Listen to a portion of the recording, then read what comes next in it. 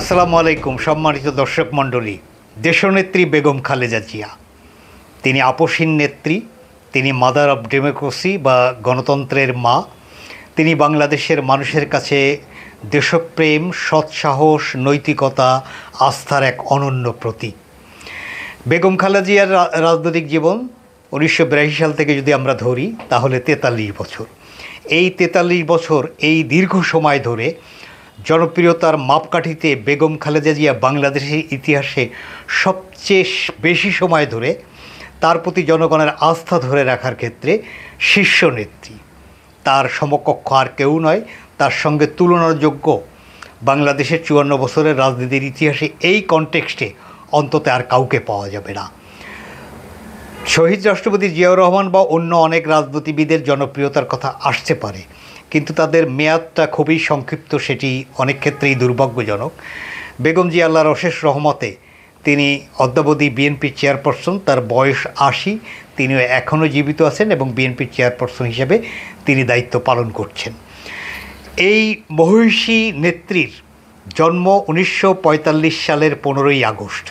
তার জন্ম দিনাজপুরে, কিন্তু তার আদি বাড়ি ফেনী জেলার ফুলগাজী উপজেলার শ্রীপুর গ্রামের ঐতিহ্যবাহী মজুমদার বাড়িতে। তার পিতা ইস্কেন্দার মজুমদার এবং মাতা তৈয়বা মজুমদার। এই মজুমদার দম্পতির 5 জন সন্তান, তার 3 কন্যা এবং 2 পুত্র।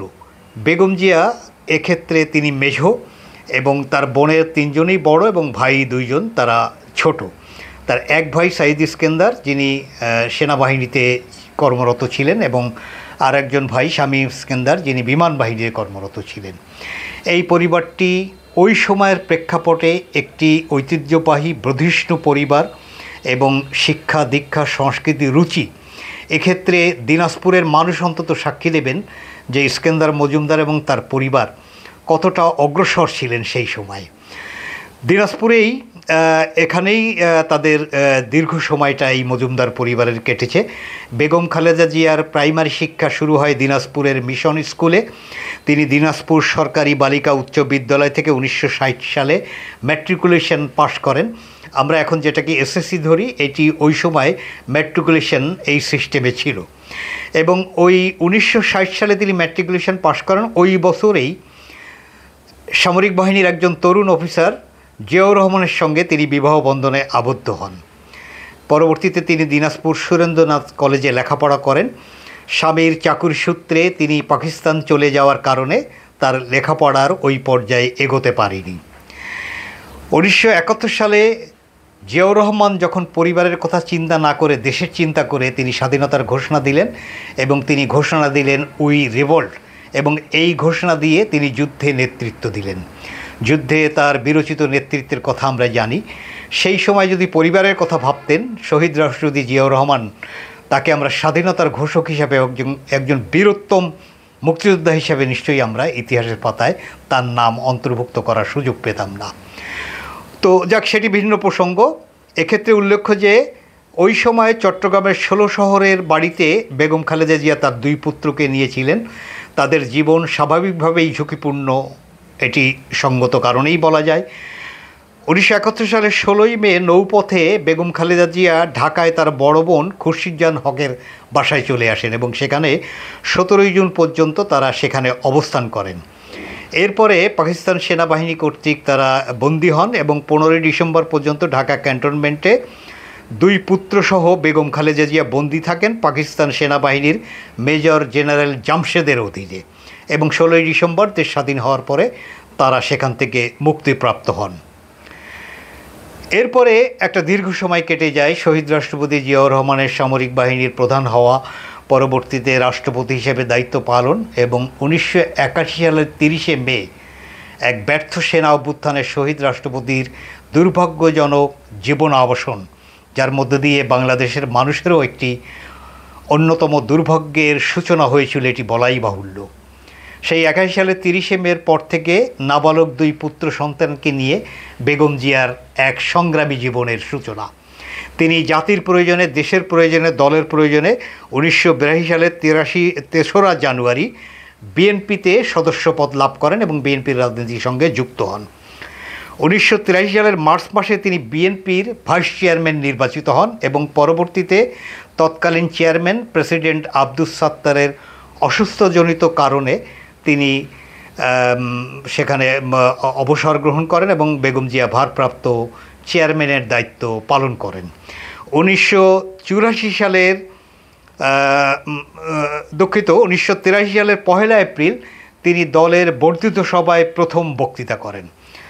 1984 সালের 10 মে তিনি দলের চেয়ারপারসন নির্বাচিত হন বিনা প্রতিদ্বন্দ্বিতায়। তারপর থেকেই তার রাজনীতির যাত্রা শুরু। তার আগে 1983 সালে 7 দলীয় ঐক্যজোট গঠন হয়। আমরা জানি এর মধ্যে 1982 সালের 24শে মার্চ সামরিক বাহিনীর প্রধান এরশাদ শাহী সামরিক কুর মধ্য দিয়ে বিএনপিকে হটিয়ে ক্ষমতা দখল করেন এবং সামরিক শাসন বিরোধী আন্দোলনের সূচনাও প্রায় 83 সালের গোড়া থেকেই শুরু হয়।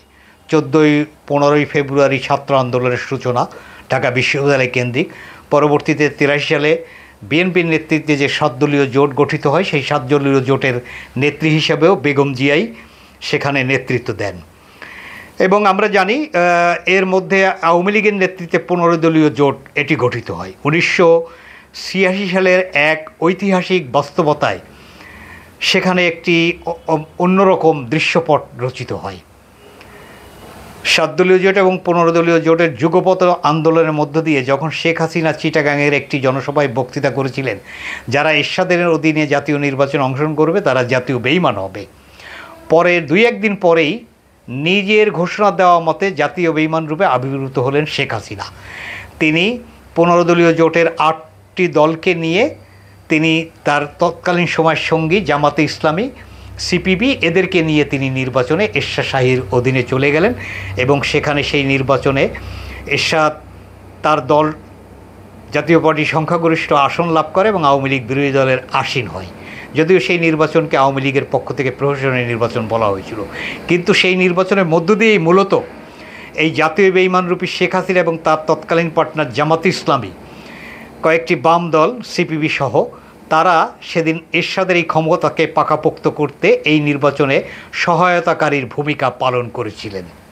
কিন্তু বেগম জিয়া আপোষহীন ভূমিকায় থাকলেন। তিনি 7 দলীয় জোটের নেতৃত্ব দিলেন এবং 5 দল থেকে কয়েকটি বাম দল এবং অন্যান্য রাজনৈতিক দল বেরিয়ে যেয়ে তারা আরেকটি জোট করলেন।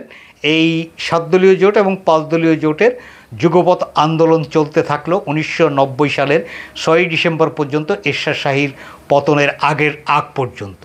এর মধ্যে 1988 সালে একটি নির্বাচন হয়, যেটি আওয়ামী লীগ, বিএনপি বা অন্যান্য কোনো সেই অর্থে রাজনৈতিক দল অংশগ্রহণ করেনি। এটিও মূলত বেগম জিয়ার কৃতিত্ব, কারণ বেগম জিয়া ইতিমধ্যে 1987 সালে তিনি ঘোষণা দিলেন যে অন্য কোনো প্রক্রিয়া নয়, কেবলমাত্র এক দফা এরশাদ হটাও, এটার মধ্য দিয়েই বাংলাদেশের মানুষের মুক্তি। এবং 88 সালে তারই ভিত্তিতে বিএনপি, আওয়ামী লীগ সহ অন্যান্য রাজনৈতিক দল এরশাদের প্রহসনের নির্বাচন তারা বর্জন করেছিলেন এবং এই আন্দোলনের সর্বশেষ চূড়ান্ত পরিণত হয় 1990 সালের 6 ডিসেম্বর এরশাদের পতনের মধ্যে বা পদত্যাগের মধ্য দিয়ে।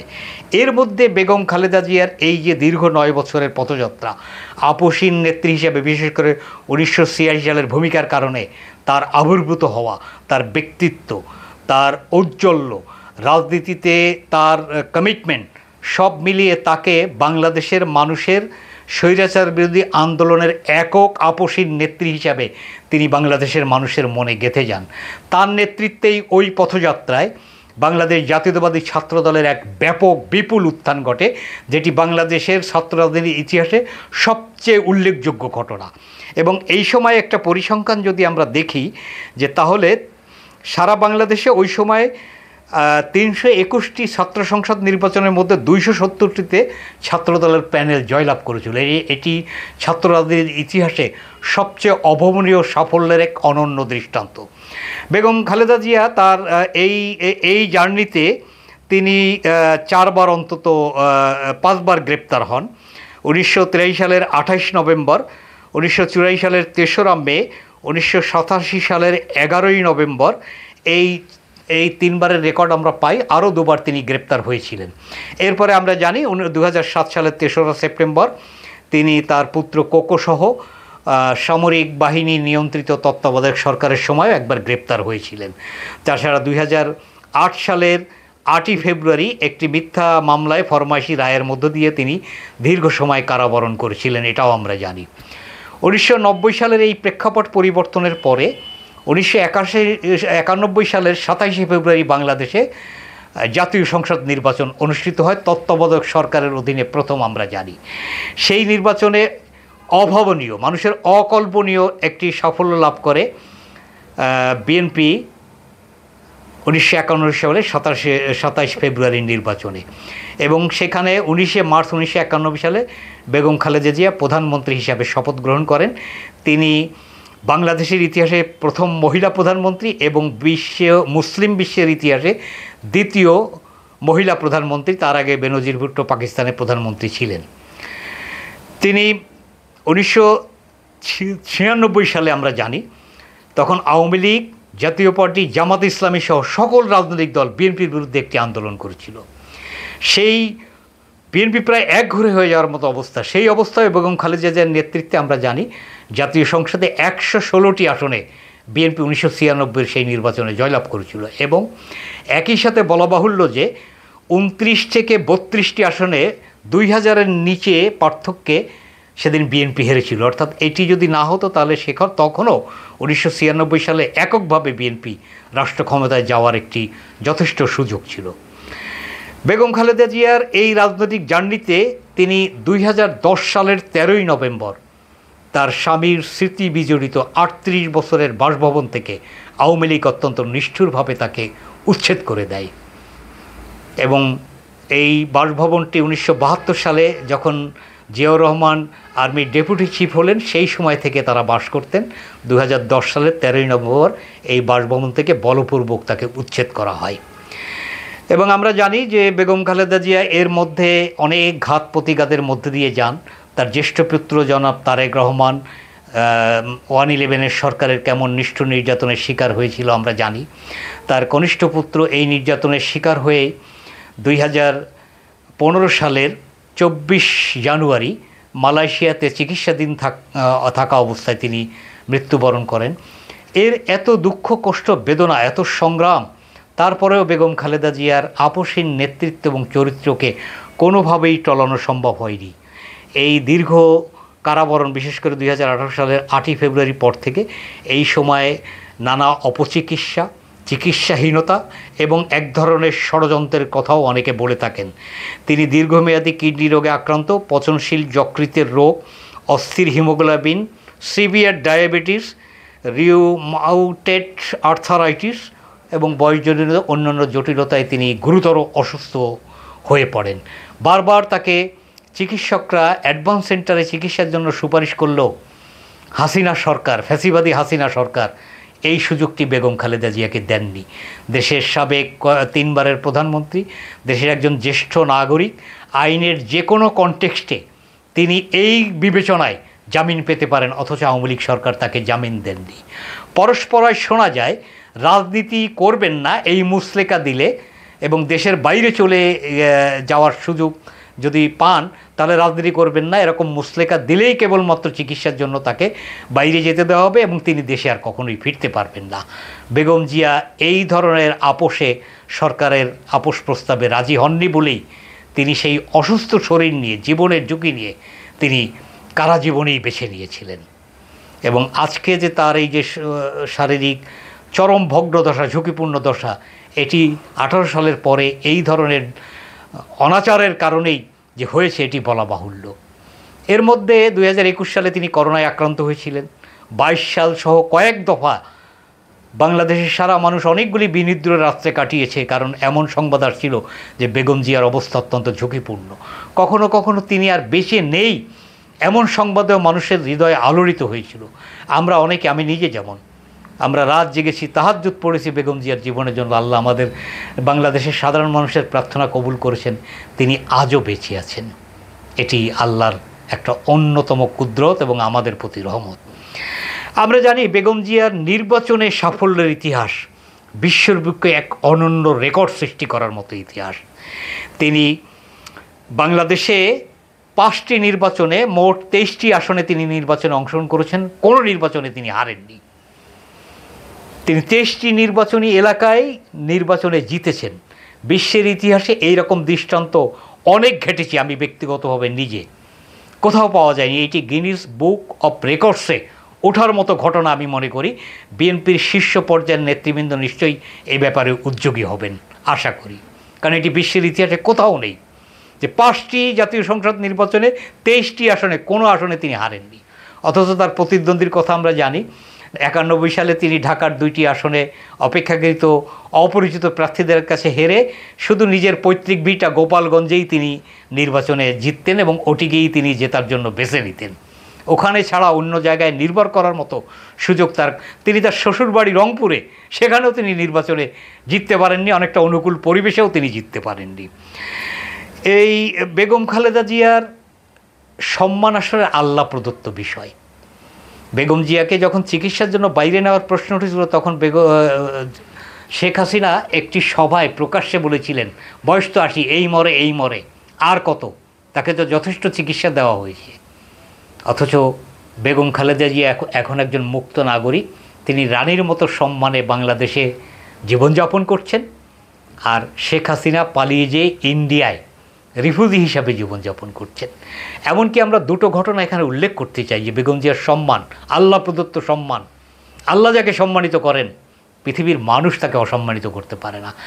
গত বছর 2024 সালের 21শে নভেম্বর সেনা সদরে সশস্ত্র বাহিনী দিবসে বেগম জিয়াকে সরকার এবং সশস্ত্র বাহিনী কী ধরনের সম্মানে ভূষিত করেছে আমরা দেখেছি, আলোড়িত হয়েছি।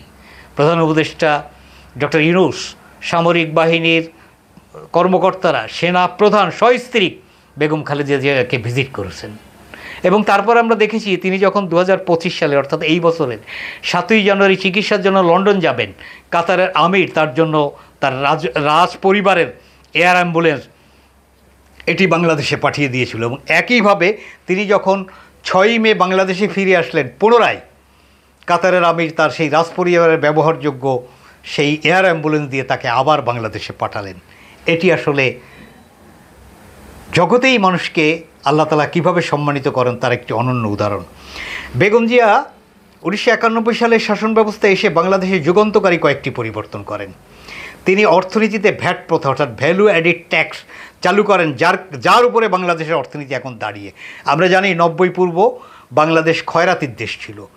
বিদেশ থেকে খয়রাত করে সাহায্য এনে জাতীয় বাজেটের সিংহভাগ সংগ্রহ করা লাগতো।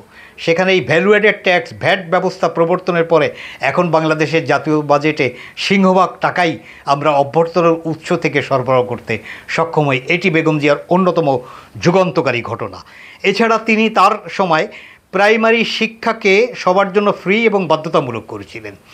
নারীর ক্ষমতায়নের সবচেয়ে গুরুত্বপূর্ণ অবদান রেখেছেন বেগম খালেদা জিয়া। তিনি অবৈতনিক নারী শিক্ষা প্রথম দফায় 10ম শ্রেণী পর্যন্ত মেয়েদের জন্য শিক্ষা ফ্রি, এটি বেগম খালেদা জিয়ার একটি অনন্য অবদান, যেটি বিশ্বের অনেক দেশ অনুকরণ করছে। তারা এই পলিসিটা তারা গ্রহণ করেছে। এটি বিশ্বের বুকে বেগম খালেদা জিয়াকে অনন্য উচ্চতায় পৌঁছে দিয়েছে। তিনি মেয়েদের জন্য উপবৃত্তি প্রকল্প চালু করে বাংলাদেশে এখন নারী শিক্ষার হার যে ক্রমবর্ধমান এবং এটা অনেক ক্ষেত্রে পুরুষদের তুলনায় লেখাপড়ায় মেয়েরা অনেক এগিয়ে গেছে, এটিও বেগম খালেদা জিয়ার অবদানের একটা অনন্য উদাহরণ। বাংলাদেশের সিটি কর্পোরেশনগুলোতে আগে সরকার নিয়োগ দিত মেয়র বা অন্যান্য পদে। বেগম খালেদা জিয়ার সময় 1994 সালে সিটি কর্পোরেশনে জনগণের প্রত্যক্ষ ভোটে নির্বাচিত মেয়র পাওয়া আমাদের জন্য শুরু হলো। এছাড়া বেগম খালেদা জিয়ার আরেকটি অবদানের কথা না বললেই নয়। 111 সরকার -2 ফর্মুলায় শেখ হাসিনা কিন্তু রাজি হয়ে গেছিলেন এবং তিনি বিদেশ চলে গেছিলেন। বেগম জিয়া বিদেশ যেতে রাজি হননি। তিনি বললেন, আমি এই দেশে জন্মেছি, এই দেশেই আমার ঠিকানা, দেশের বাইরে আমার কোনো ঠিকানা নাই, আমার যদি অবধারিত মৃত্যু তাও এই মাটিতেই যেন হয়। আমি সেরকম প্রতিজ্ঞা করেই তিনি বিদেশ যেতে সামরিক বাহিনীর চাপ সত্ত্বেও রাজি হননি। তার 2 পুত্রকে নির্যাতনের ভিডিও চিত্র তাকে দেখানো হয়েছিল যাতে মাতৃ হৃদয়ে কাঁপন তৈরি হয় এবং তিনি যাতে বিদেশ যেতে বাধ্য হন।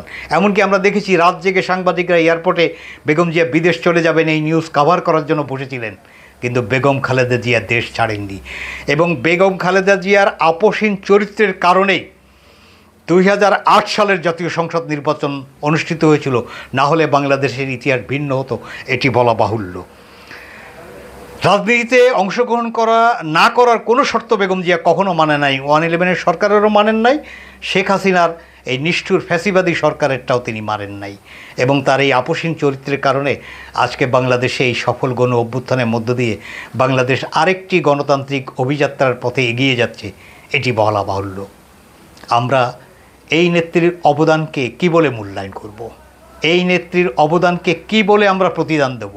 আমরা যারা বেগম জিয়ার সন্তান সম, যারা বেগম জিয়াকে মায়ের আসনে শ্রদ্ধা করি, তারা আমরা জানি না, আসলেই জানি না বেগম খালেদা জিয়ার এই দেশের প্রতি, এই জাতির প্রতি, এই দেশের গণতন্ত্রের প্রতি যে অবদান, সেটাকে আমরা কি বলে, কিভাবে তার প্রতিদান দেব? আমরা শুধু এটুকুই বলতে পারি, আল্লাহ একজন মানুষের জীবন সায়ান্নে অথবা চূড়ান্ত পরিণত বয়সে তার সবচেয়ে বড় আকাঙ্ক্ষাটি থাকে, তিনি তার উত্তরাধিকারকে একটা সাফল্যের জায়গায় দেখতে চান। আমাদের আজকের দিনের প্রার্থনা, যে কয়টা দিন আল্লাহ তাআলা আপনি বেগম জিয়ার জীবন করুণা হিসাবে দান করবেন, সে কদিন যেন তিনি স্বাভাবিক সুস্থতার মধ্যেই জীবনযাপন করতে পারেন, আপনি কবুল করুন। আর তার পুত্র, বাংলাদেশের আগামী দিনের মানুষের আস্থার জায়গা জনাব তারেক রহমান, তিনি বাংলাদেশ জাতীয়তাবাদী দলকে যথেষ্ট যোগ্যতার সঙ্গে নেতৃত্ব দিচ্ছেন। গত 5ই আগস্টের পর থেকে তাকে আসলে জনগণ ভিন্ন রূপে চিনছে, সেই চেনাটা অত্যন্ত ইতিবাচক। তিনি একটি স্মার্ট, তিনি একটি যুগোপযোগী, তিনি একটি আধুনিক বাংলাদেশ এটি রূপান্তরে তিনি কাজ করছেন এবং গণতন্ত্রের অভিযাত্রায় তিনি একজন সফলতম নেতা হিসেবে জনগণের সামনে আবির্ভূত হয়েছেন। তার প্রতি মানুষের আস্থাও প্রবল। আমরা শুধু আজকের এই দিনে এইটুকুই প্রার্থনা করতে পারি, বেগম জিয়া তারেক রহমান দেশ এবং জাতিকে নেতৃত্ব দিয়ে তার পিতা জিয়াউর রহমান এবং তার মাতা বেগম খালেদা জিয়ার মতোই আরেকটি স্টেটসম্যানশিপ অর্জন করে জাতিকে নেতৃত্ব দিয়ে বাংলাদেশের মানচিত্রকে বিশ্বের দিকে সসম্মানে উড্ডয়নের যে প্রচেষ্টা তারেক রহমান করছেন, আল্লাহ আপনি সেখানে তাকে সাফল্য দিন এবং তারেক রহমানের নেতৃত্বে নতুন বাংলাদেশ এর অংশবিশেষ অন্তত বেগম খালেদা জিয়াকে সুস্থ অবস্থায় দেখিয়ে আপনি আপনার বান্দা বান্দিদেরকে আপনার কাছে নেবেনই, এটি অবধারিত সত্য। আমাদের শুধু এটুকুই প্রার্থনা, তারেক রহমানের নেতৃত্বে নতুন বাংলাদেশ এর অংশবিশেষ না দেখায় আপনি আমাদের মাকে আমাদের কাছ থেকে কেড়ে নিয়েন না। পরম করুণাময় আজকের দিনে আপনার কাছে এই দয়াটুকুই আমরা প্রার্থনা করি। আল্লাহ হাফেজ। বাংলাদেশ জিন্দাবাদ।